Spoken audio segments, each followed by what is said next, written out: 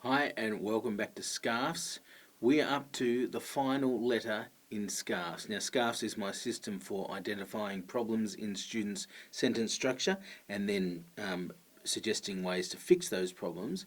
And the last letter, S in SCARFS, stands for stringy sentences. So these are those sentences that just go on and on and on and don't seem like they're ever going to end, so much so that you can kind of lose track of the thought of the writer and what was intended, and so we want to try and eliminate stringy sentences whenever we can.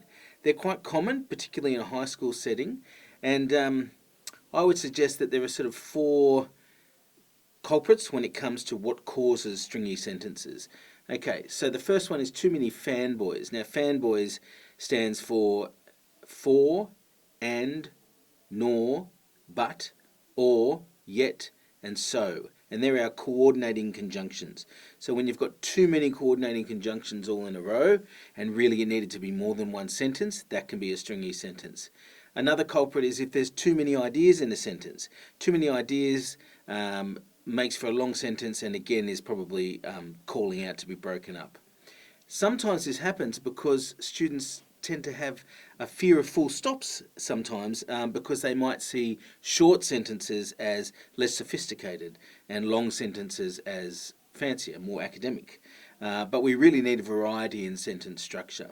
And the last reason that you often see sentences that I would call stringy in students' work, particularly younger students' work, is because some students tend to write how they speak, and we speak in stringy sentences all the time. It's a natural way of conversing, but it doesn't work so well when it comes to the written word. Okay, so here's an example of a stringy sentence. I woke up late and I missed the bus and I ran to school, but I was still late, so I got a detention and I was really annoyed.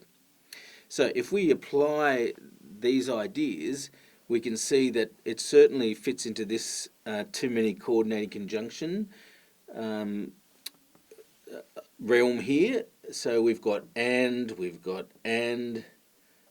but, so, and. So they're all coordinating conjunctions.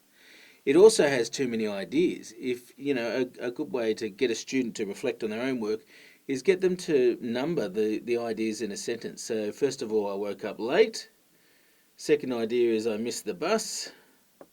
Third idea is I ran to school. Fourth is I was still late.